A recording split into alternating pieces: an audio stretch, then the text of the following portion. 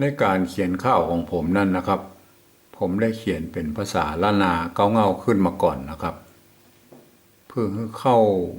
ลึกถึงสำนวนสำเนียงของภาษาล้านนานะครับแล้วก็ไปเขียนเป็นปริวัติแบบที่สองและที่สามนะฮะเพื่อให้คนอื่นนะฮะได้หู้ได้หันนะได้อ่านตัวเองนะครับลองมาติดตามดูเลยนะครับ มีลูกนักก็มักอิดหลายอยากสบายทำมันหูดปิ้ว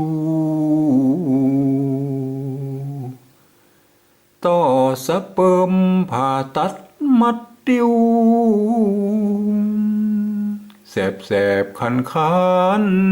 เล็กน้อยสองคนเข้าเกณฑ์มาเป็นพวงห้อยตั้งติดต้อยสอยตุย25 ปีลาบ่ท่าคืนคุยปิญญานายโอ้ยส่งเฮียนจนปูนส่งเฮียนจนปูนครับแล้วก็มาเขียนเป็นภาษาปริวัติแบบที่สองนะครับแบบนี้นะครับก็คือการที่เอา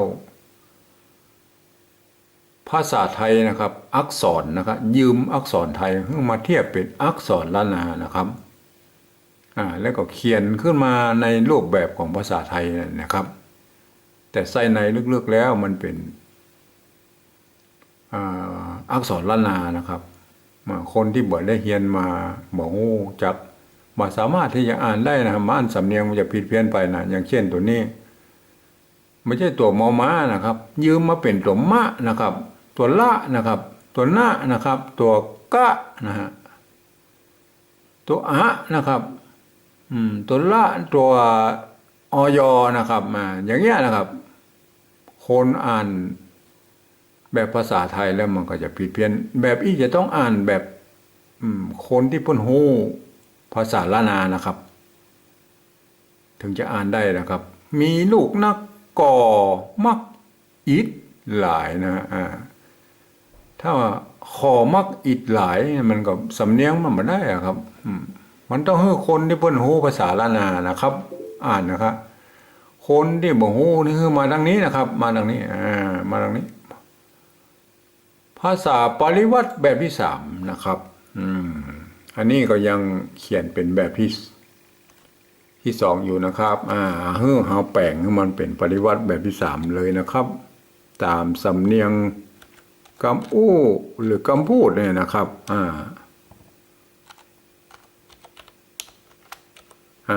อันนี้ก็ยังเป็นปริวัติแบบที่สองอยู่นะแต่ผมได้แต้มสีแดงๆไว้ว่าอันนี้จะต้องเปลี่ยนไปเป็นคำอู้นะมันถูกสำเนียงคำอู้นะครับอันตะกี้เนี่ยมันต้องคนที่เปิ่นโฮภาษาล้านนานะครับแต่แบบนี่คือคนทั่วไปได้อ่านนะครับบอกว่าจะมาจากภาคอื่นใดภาษาฝรั่งมังค่าหรืออาเซียนอย่างกระตั้งนะทุกชาติทุกภาษานะสามารถเข้ามาอ่านได้โดยใจรักภาษาไทยอ่านนะครับอันนี้จะเป็นรูปแบบภาษาไทยเขียนแล้วนะครับไอ้สีแดงๆนี่ก็จะต้องเปลี่ยนนะครับเป็นสำเนียงคำอู้แต่สีไอ้น้ำเงินเนี่ยสีฟ้านี่จะอธิบายความที่มาที่ไปของมันนะครับเริ่มเลยนะครับมีลูกนักนี่ตรงเสียงนะครับก็นะครับก็เนี่ยมันมาจากคำว่าตัวกะไม่เอกนะก็อ่านว่าก็นะครับก็เขียนว่าก็นะครับแต่ต้องอ่านความจริงแล้วต้องอ่านก่อนะครับสำเนียงจริงๆนะครับก็คืออันนี้เป็น วันมรดกตกทอดมาฮื้อนะครับของปู่ย่าตายายเปิ้นนะครับเฮาก็ต้องรับมานะครับ ก็มักอิดหิวนะครับ อันนี้มันอิดธรรมดานะครับอิดมันต้องใส่ไม้จัตวาอิดหลายนะครับอยากสบายนะครับ อันนี้มันสบายนะครับ ต้องสะนะครับ เพราะว่ามันเป็นตัวสะนะครับ เขียนนะสบายนะครับทำหมันทำหมันเห็นไหมฮะถ้าเราสมมุติว่าเราเขียนธรรมดาแบบนี้ก็ได้นะครับทำหมันนะอันนี้คือโง่ไปถ้าเป็นเขียนภาษากำอู้กำพูดนี่นะทำหมันเขียนนี้ก็ได้นะแต่เก้าเงาถ้าสมมุติว่าไปเป็นภาษากำเมืองแล้วมันอาจจะอ่านเป็นตำมันงงนะฮะมันจะตำหมันเนี่ยมันแต่ถ้าเขียนอย่างอี้มันแน่นอนนะครับทำหมันนะอันนี้มันดิ้นมาออกแล้วครับผมขออนุญาตเขียนไม่วีนะครับถ้าจะเขียนเป็นทอทหารก็เขียนได้นะครับทำหมันหูดปิ้วนะครับ อันนี้มันรูดปิ้วนะหูดนะครับ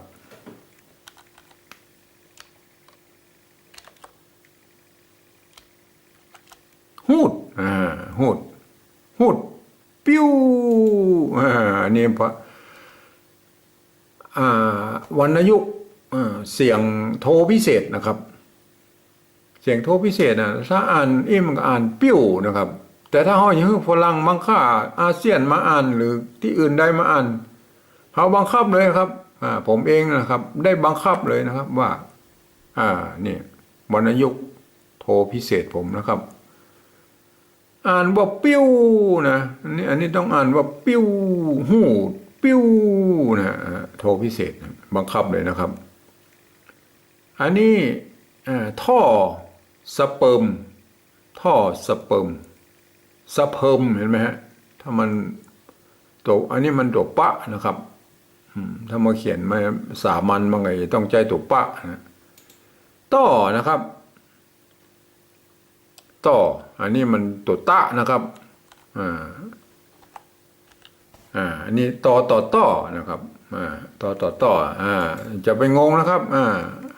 ไม่ใช่ว่าถ้าตาต้ออย่างนั้นมันก็อ่านว่าตาต้ออยู่แล้วนะครับอย่าไปงงว่าตาต้ออย่างนั้นต้อเฮาถ้าจะเป็นตาต้อเฮาใส่จุดเข้าไปอย่างนี้เป็นโทพิเศษนะครับตาต้อ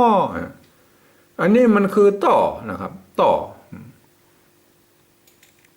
คือต้อน้ำต้ออย่างนี้ต้อทั้งหลายเลยนะครับต้อสเปิร์มนะครับสเปิร์มต่อสเปิร์มนะครับต้องสะนะครับมันตัวสะนะครับเอาตัวสะมาเขียนนะครับต่อสเปิร์ม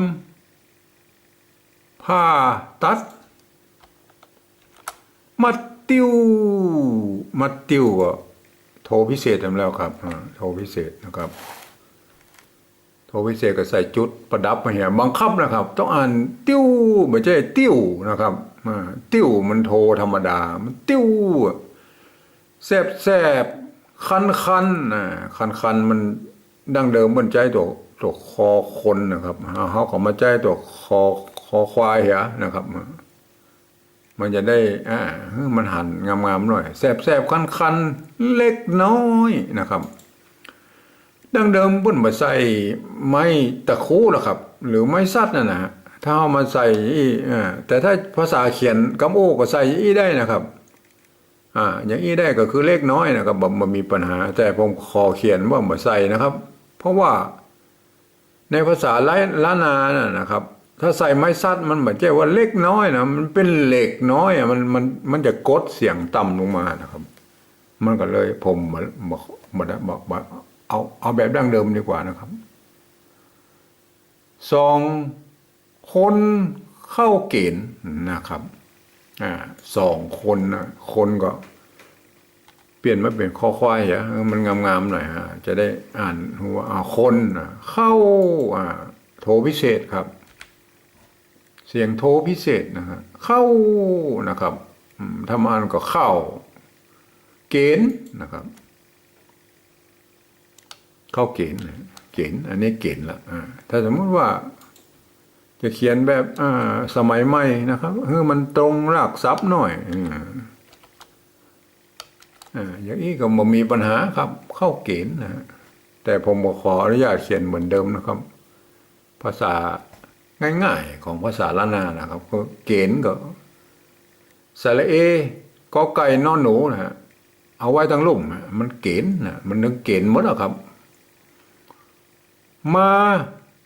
เป็นนะครับมาเป็นก็ใส่ไม่มันเป็นนะครับพวงนะครับพวงถ้าเอาใจตัวพอพานเขียนนะครับมันก็จะถ้าปิกไปภาษาละนามันก็อ่านเป็นปวงได้นะตั้งปวงนะครับปวงตั้งปวงมันก็ความหมายอาจจะผิดเพี้ยนนะครับพวงห้อยนะครับอันนี้เป็นพวงแน่ๆนะครับมาเป็นพวงห้อยนะครับพวงห้อย